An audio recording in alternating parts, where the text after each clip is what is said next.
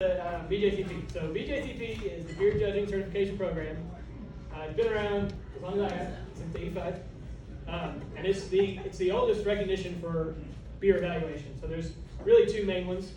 You've probably heard of the Cicerone program, Master Cicerone. That's more commercial side. It's more on selling of beer and pairing with food and that kind of stuff. And the BJCP is more focused on home brewing and that type of brewing style. I've included the goals partly because when you're doing a judging, you should be conscious of the goals of the program while we're providing feedback, right? It's not just about winning an award and having bragging rights. It's about encouraging other people to brew and growing the home brewing community, helping them learn, helping them understand what they did well, what they've done wrong, how they can improve, that kind of thing. And also included it because if you ever take the test, there's a question, and that's one of them. You need to know those three things by word.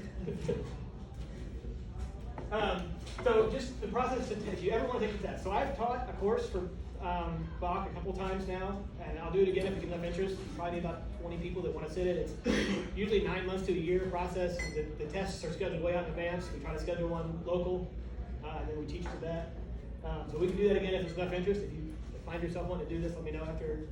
If we get enough interest, we'll start gearing up towards it again. But the way it works now, so it used to work different. The way it works now, there's an online entrance exam. It's about 200 questions. You have a limited amount of time to do them, and you have to score like 75 or something. This entrance exam is the hardest part of getting started.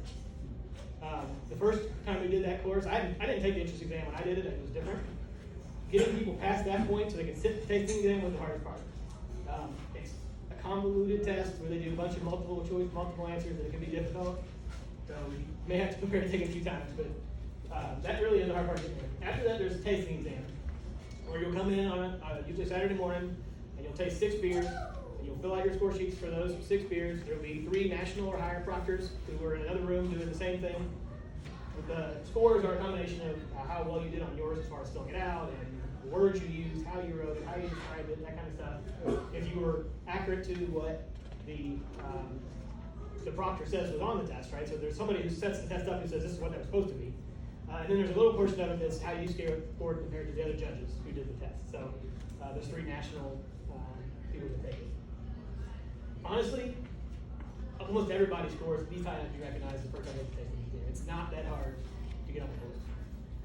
And most people score, when we've done it, score probably in the certified range on the first go around. So the tasting exam it's really about experience. It's about just sitting down and doing it, getting used to doing it. It's kind of speed test a little bit because you got a certain amount of time, but it's really not that bad. If you wanted to get national or above, then there's a written exam. There's 10 essay questions. I've got a copy from the next slide, I think, but that was a big deal.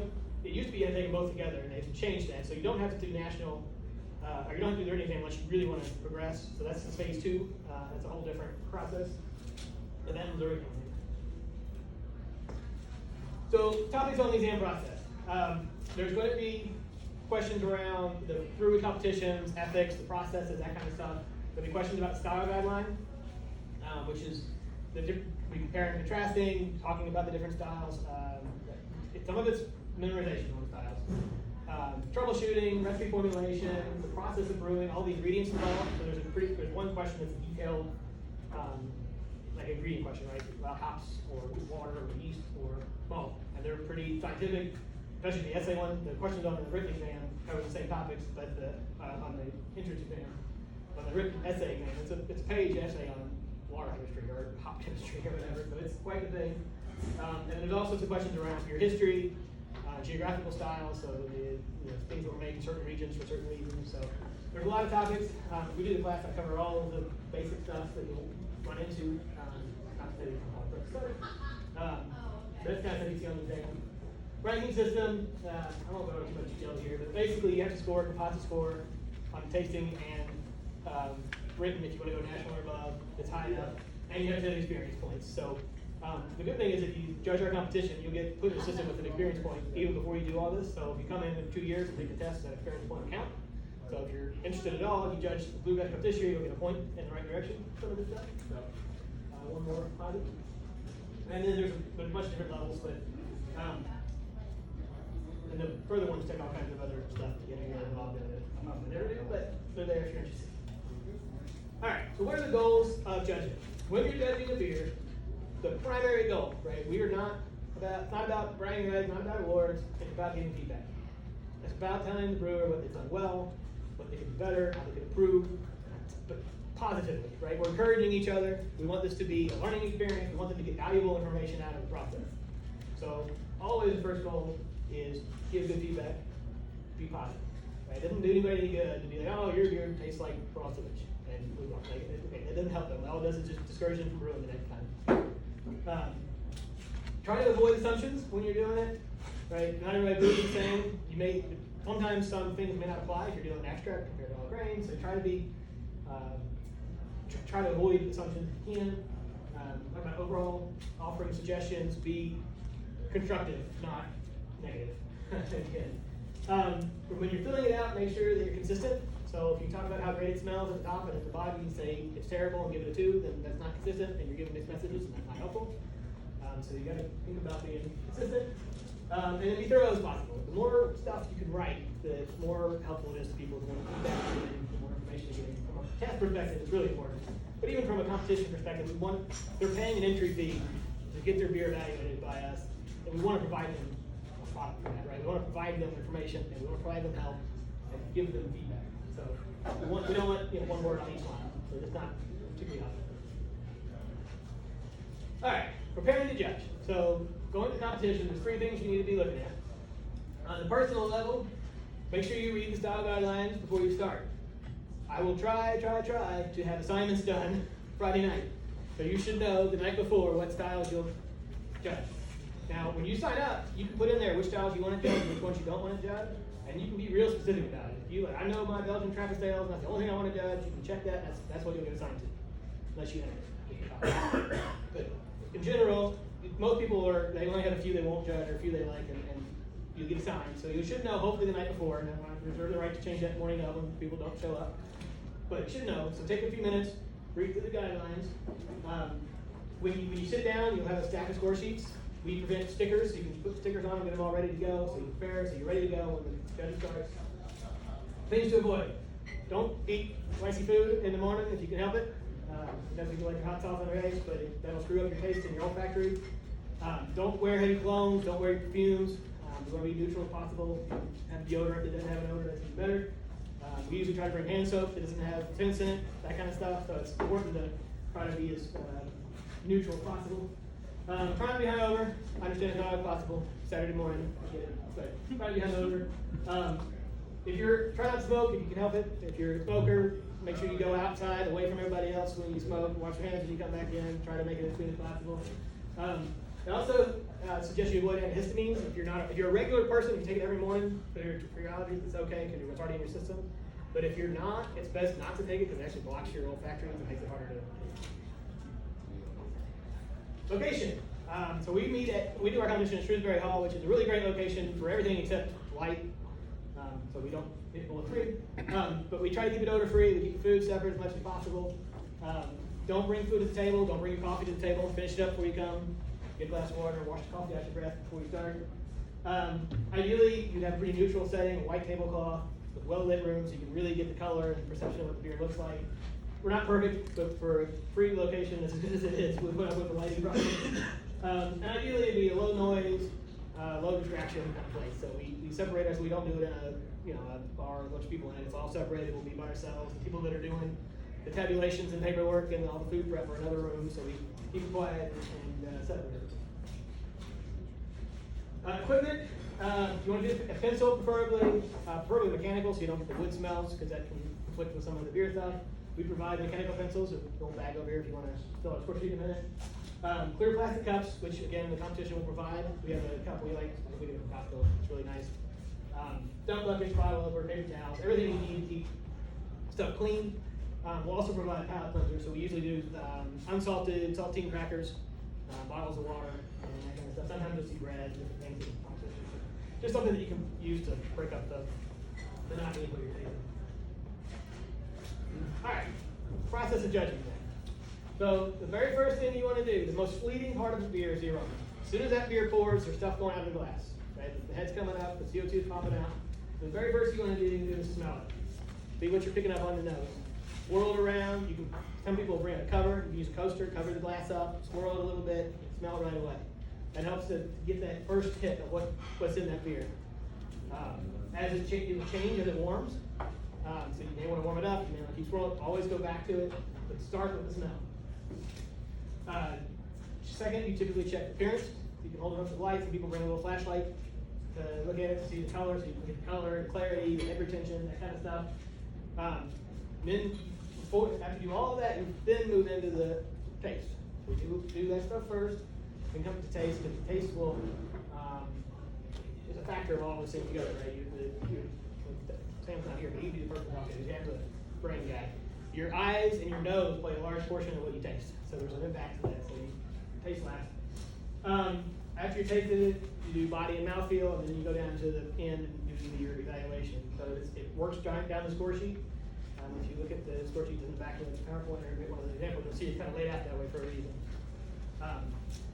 So as you're going through it, it's important to make notes at every stage. Write down what you're tasting, what you're smelling, what you're seeing, and as you go through it, you usually want to circle back and kind of do it again, right? Because after you've done it once, you think about it a little bit, you start trying to articulate what you're tasting, what you're smelling. Sometimes it changes a little bit. It'll open up when it's warm, or maybe there's a sulfur note, but it goes away after the beer's open for a second, right? And you can know those things. It's important to know those things because this impacts the overall quality of the beer, right? If it's sulfur, it's just always sulfur. That's a bigger negative than, okay, there's a little sulfur when it opened up, but then it disappeared, right? So those things are negligible maybe to just drinking a beer, but when you're judging, it's an important distinction. It could make a difference between a winning beer and a not winning beer, right? Or maybe talk 2 or 3 points difference. So, but again, always be thinking about constructives. We want to provide help. We want to tell you what they can do better, how they can improve, what they've done well, right? Why compliments, and think about the score. So this is why I go back to making sure everything's consistent. As you're going through it, start thinking about where you think that beer needs to land. And we'll talk about the rating in a minute, but if you think it's pretty good, then it's going to be in this certain range, and your scores all should sort of fit into that. So it's good to be thinking about it as you go through. And when we do that, of course, I kind of talk about my process personally, but everybody kind of has their own style to it a little bit. So that's the general process. Good question. Kind of blowing through this quick so we can get to the tape. Can you tell me what legs means? Legs is a usually when people refer to legs, it's swirled like a Belgian beer, and it kind of sticks to the side of the glass, and you can see the alcohol sometimes, and that's what they usually mean when they talk about legs. Lasting head, that kind of like foam. Yeah. Lacing. Yeah. Right, okay. All right, so evaluation process. So this is not what you prefer. This is supposed to be scored objectively. Now, I know it's not always possible to put aside your personal preferences, but that is the goal. This is much like a dog show competition, if you've ever seen one of those, where there's like different groups, and then the winners all face each other at the end. So the first round is what's the best IPA, or what's the best English ale, or what's the best Belgian ale, and then at the end we'll do a best of show with everything. But you're supposed to judge it as its category, right? So if you don't like IPAs and you get put on IPAs, you can't just say they're all terrible because they're too bitter because you don't like bitter beers, right? Now hopefully if you're that negative on that style, you've told me you don't want to judge it, but it's not always easy, right? And sometimes you'll get a category maybe that has flavor additions. Like I hate cucumbers, and I've judged spicy vegetable beers, and I had to judge cucumber, and I hate it. But I have to put that aside and say, okay, well, the cucumber in this is really pretty good if you like cucumber. It's hard to have done it, but you gotta be objective.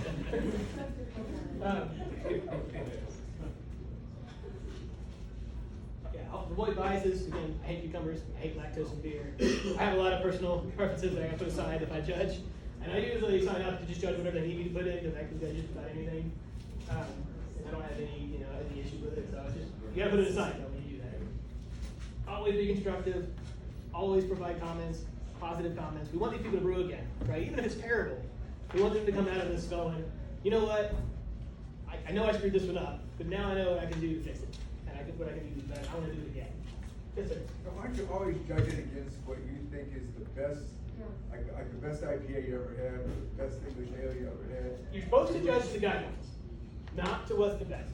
Now, the guidelines are rewritten periodically. I'll bring them up in a minute. They are rewritten every so often The goal is to reflect what's currently considered the classic style.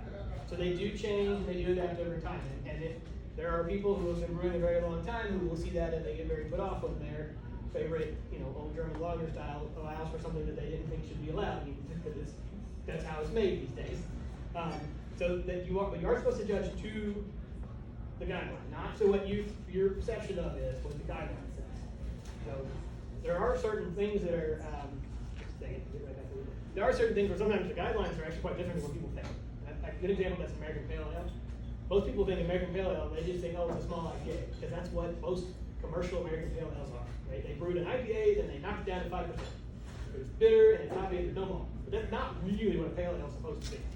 So sometimes that's why it's important before you judge to reread it, make sure that you're familiar with what the style guidelines. So the idea is that we are familiar with those guidelines once we know what we're judging, is what you're Yes. saying, Yes. right? And those are out there somewhere. Correct. They're on the bjcp.org website. Gotcha. You can download that. There's also apps for Apple and Android that are really handy. We have a printed copy that we provide. Are we using 2015 again? Should I use it one more time? We got the 2015 guidelines. There's a 2021 guideline that just came out. This is going to be nice printed books. We're going to use 15 one more time. So you'll have a copy of the table you can look at, and so you can go back and refresh. But it's important because if you're taking the test, you've got to have a lot of it memorized, at least to some level, to be able to do well in the exam. So some of it you'll know, but it's easy to, okay, I'm drinking the best bitter, and comparing it to English Pale Ale, I'm like, okay, well, what's the difference? And so there's a lot of nuance involved. So it's always important to not think you know what it is and refresh yourself, even if you've been doing it a long time. Yes, Jeff? The other thing that we put in there is at the bottom, they'll put what they call beers that represent that style well. Yes. And so if you had that beer, it's like, oh, that's what that's supposed to taste like. I will say, from the commercial styles, they try to list some that are readily available, but a lot of the real classic European style beers and English, some of them are really hard to find these days, especially fresh, if you want to try them. But they do list them, and they're usually things that are pretty well distributed across the country if you wanted to try to find some to try. And the beer trap's a good place usually to find. Beer Trap does a pretty good job, and they curate. They may not have the one listed, but they probably have one close for just about everything. And Kevin, if he's working, will be able to tell you what to try. And they do a pretty good. I won't say they don't miss, but they do a pretty good job of making sure all beer doesn't stay on the shelf. More so than the person. All right, so what are your scores? We typically try to stay above an 18. Some competitions below 13. We usually try to stay above 18, just to be nice. But really, it kind of breaks it into 5 categories. And if you look at the score sheet, it's listed at the bottom what the score ranges are for each thing. So that's how you can sort of start gauging in your mind: is this an outstanding beer, which would only be the best of the best of the best, right? 45 or above. Everything's at 50. By the way, I probably could have said it earlier. Or is it excellent, meaning that it's really, really good and it's got just about everything right. Maybe there's just a little bit of tweaks that could make it pop a little more. Or maybe there's just a minor fault here or there, very minor. Then you're going to be in that 38 to 44 range. Then it drops down to very good, which tends to mean there's some sort of a flaw. Typically a stylistic flaw, like maybe it's a little too malty, or maybe the hops are a little grassy or something instead of being fresh, or something of that nature. Not too off-putting, not so far off style you don't know what it is, but enough that it's trash. After that you fall into fair, which is... I think you're missing good. We are missing good. I'll report that back to my editor. Which would be a good category. Good category would be that there's some sort of a non-insignificant flaw, right? So this would be like, well, it's supposed to have been an IPA, but it's black. That's the wrong color, right?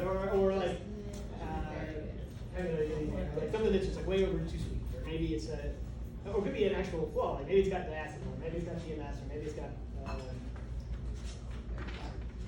sour, which should be, right? Something like that. Well, if you're getting sour, it's probably more in the fair category because now you're getting contamination type problems. Again, we try to stay off anything lower than like an 18, just because it doesn't do anybody any good to get somebody ridiculously stupid low scores. And if you get an 18, that's enough to know that it was pretty bad and you may have got some work to do.